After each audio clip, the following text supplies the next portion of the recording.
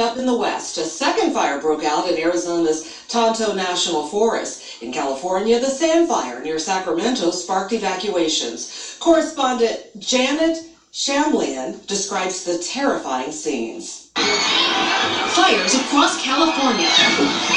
On a packed Sunday, Six Flags Magic Mountain near Los Angeles evacuated due to a brush fire nearby. In Northern California, the Sand Fire scorched at least 1,800 acres, fueled by gusting winds and searing heat. Mandatory evacuations ordered for more than 100 homes northwest of Sacramento. I'm racing home, and I see the smoke. Allegra Lopez lives a mile and a half away. I think about Paradise last year, and so I'm packing. In an area with few roads, some have been forced to leave belongings and livestock behind. I don't know about my horses. Last anyone saw them, they were running down the driveway. In Arizona, a second fire has erupted in an already burning Tonto National Forest, this one west of Phoenix. And as we hit those triple-digit temperatures, it just makes it more susceptible for that one spark to catch that dry grass on fire and move as quickly as we've seen these fires move. Both fires in the state are charring thousands of acres of wilderness and hiking trails. No homes are threatened. As many as 20,000 people in Northern California were without power during mandatory blackouts as the utility PG&E turned off power as a precaution. An excessive heat watch is in effect through Tuesday. Janet Shamlian, CBS News, Los Angeles. Good morning to you. 516, now 70 degrees. There is a flash flood watch in effect for several of the counties in our viewing area. Let's check in with Storm Center 7 meteorologist Kirstie Zontini for the latest. Good morning. That's right. We are tracking some of that rain.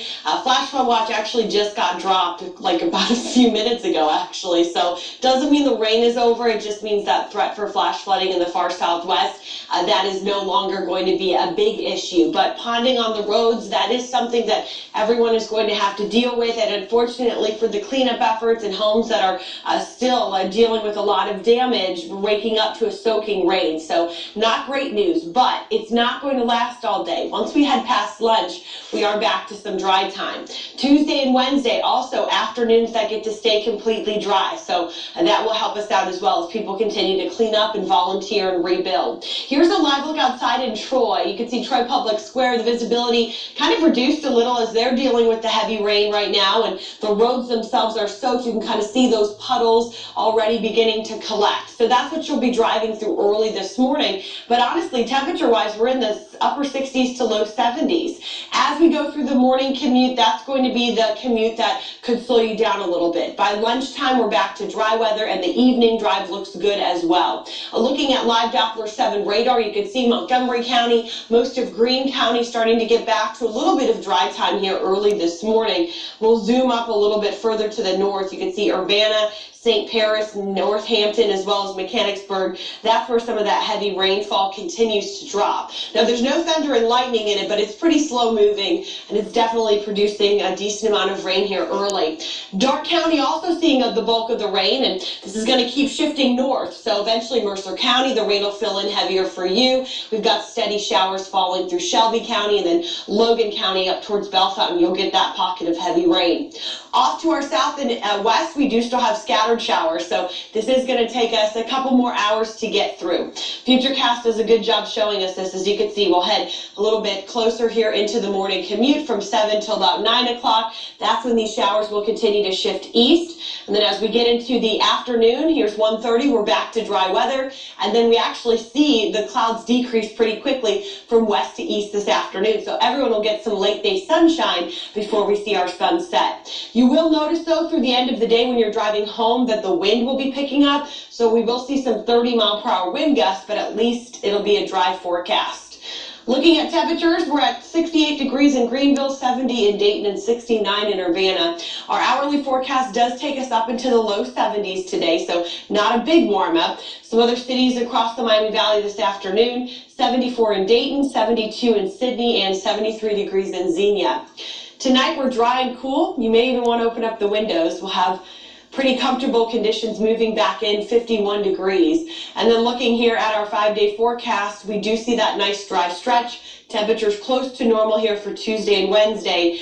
Thursday will be on the cool side in the 60s with some scattered rain showers, but Friday we see things warming back up, and again, another day with more sun. We bring you weather and traffic every 10 minutes. Let's get a check on the roads this morning with Sergeant Mark. Good morning, Sarge. And good morning to you, Kirstie. Well, about 20 minutes ago, we started hearing a report of a crash involving multiple vehicles that happened on southbound 75. You can see that those lanes of 75 are now pretty much coming to a stop here just south of Needmore Road. We have a report that 2 semis and an SUV were involved in this crash. They said the SUV rather, was on its top. Lanes are blocked there. The highway's still open, but only because it is lightly traveled right now that we're not seeing a bigger problem here, because it looks like we may only have 1 lane open there on southbound 75. Again, this crash happened about 20 minutes ago just south of Needmore Road in Harrison Township. I'm Sergeant Mark Bauer in WHIO Team Traffic. Sergeant, thank you. 521, 70 degrees. Witnesses rescue a man after he crashes into a building. What they did after the car burst into flames. Put your hands! Put your hands! Police respond to a burglary call. The prowler they found inside wasn't what they were expecting.